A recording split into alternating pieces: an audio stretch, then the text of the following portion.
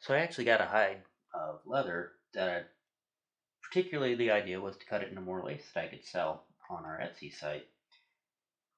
But I wanted to see how it would work before I cut the whole hide up into it.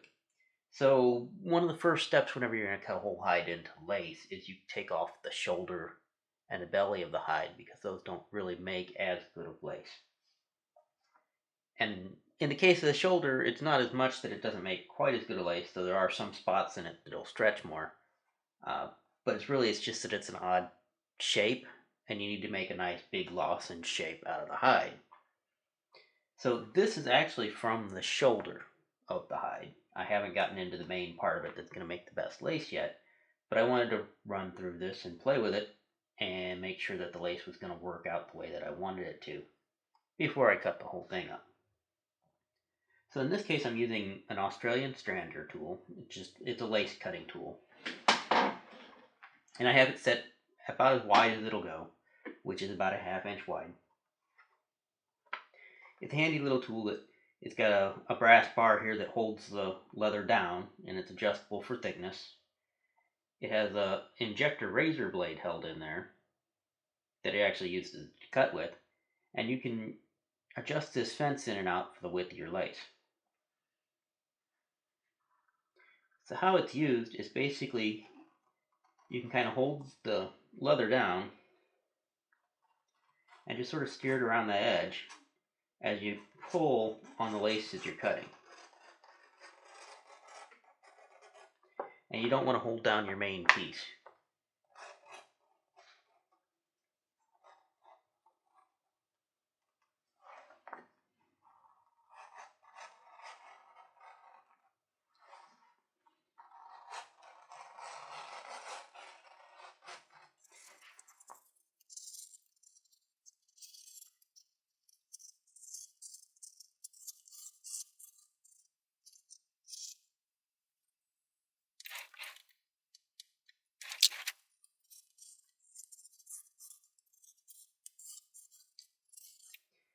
Now I've gotten to a spot in the leather here that I'm just going to go ahead and stop because there's a bad spot in it. You don't have to. You could take a pair of shears and cut what they call a fish out. And that would basically be starting like over here and cutting out and up to there, which I'm already past. And then when you got to that, you could have that piece just cut out and away.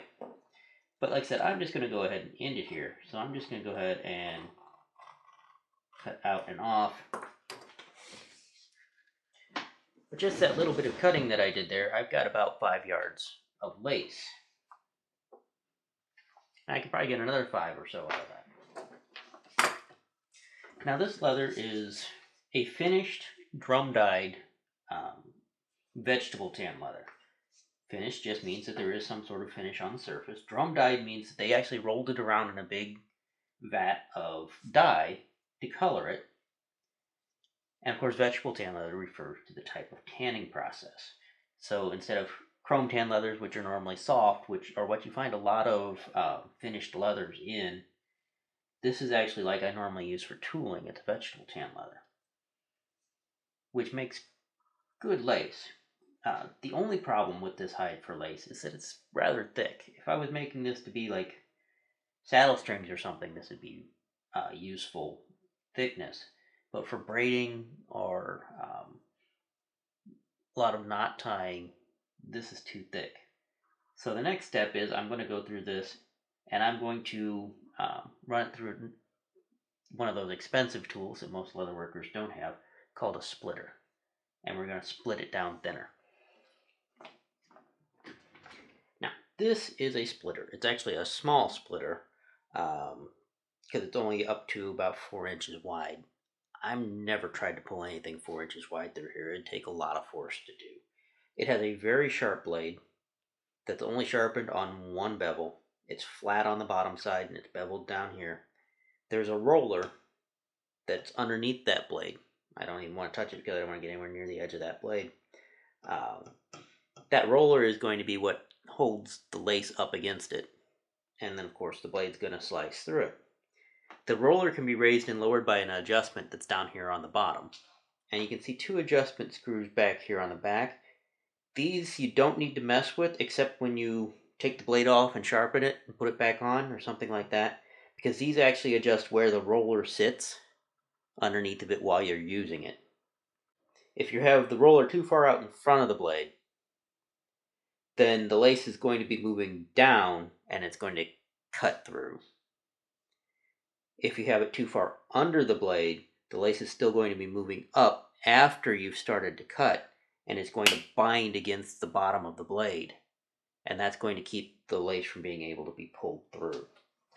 So it's a very important adjustment to have these, but once you have it set, you should be good to go until the next time you have to take the machine apart and resharpen it.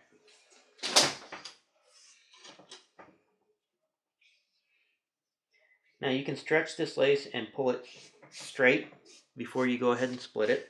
That is probably the best way to do things, because you'll pull out any of the soft spots will get thinner. And then you go and you split it, and you'll split it back to an even thickness. And then to actually split it, we're just going to start with a little bit on one end. And I already have this machine set right now to about 4 ounces of thickness.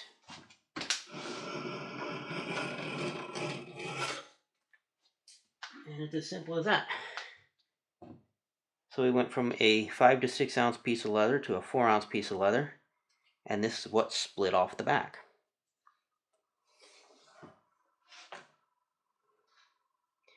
This tool is also extraordinarily handy for making a lot of belts.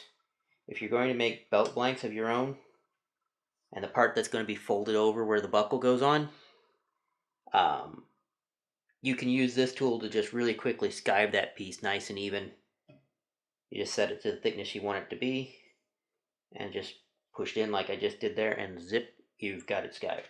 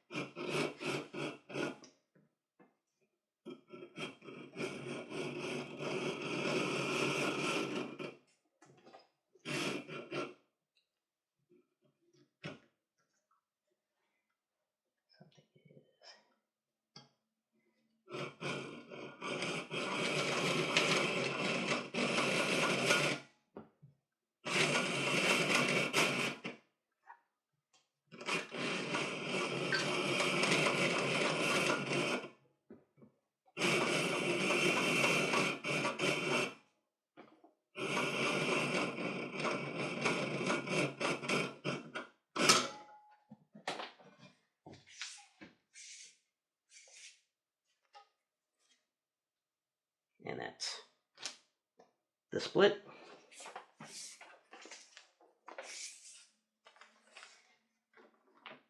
And the lace. Now whenever I'm not using this machine, I put it away and put it right back into the box, so that it's covered up and that blade is not exposed, because otherwise this is an accident waiting to happen.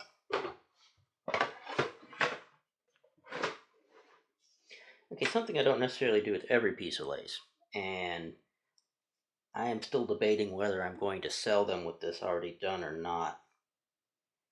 More than likely not, because for some cases you don't want to do this.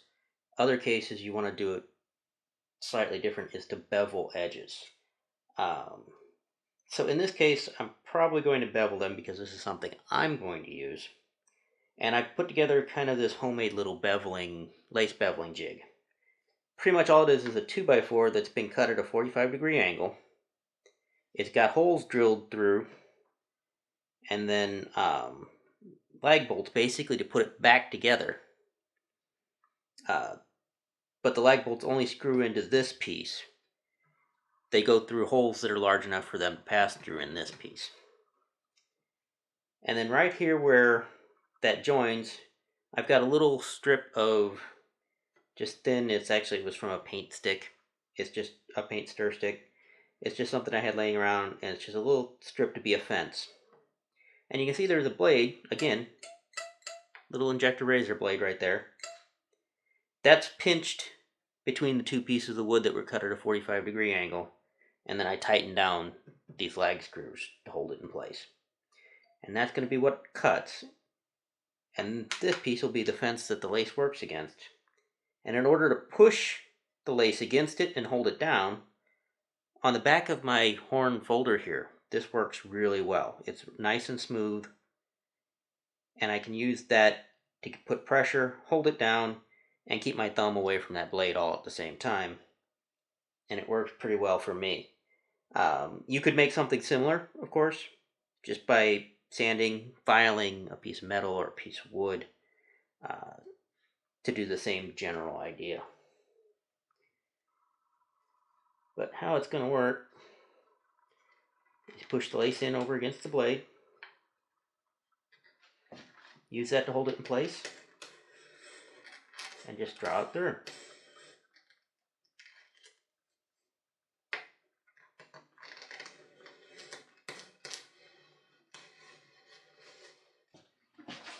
But what that'll do, if I can get the camera to focus on it, is it puts bevel off on the back side so that when you wrap your laces around something, they'll lay down smooth as it kind of domes a little bit rather than leaving a bump.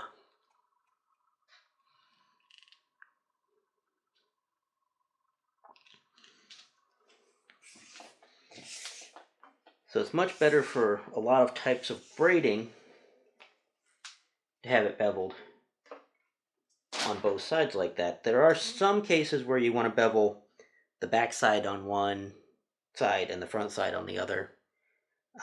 And again, like I said, there's cases where you don't want it beveled at all. Certain knots tie a lot better if you can still have those flat edges to hold off of each other. I have also in the past used an edge beveler to bevel lace, just like the one I always use when I'm doing most projects. And just by going along that edge and pushing it along, I usually keep my finger right on it to hold it in place and hold the lace in place and run along it. So that's a possibility as well. It just takes a lot longer than doing it with this tool. And obviously, these tools aren't very expensive to make. If you have any other questions about any of the leatherworking tools or techniques, go ahead and put something in the comments below. I might know something about it and be able to make another video. If you enjoyed this video and found it helpful or entertaining, please consider hitting that like button.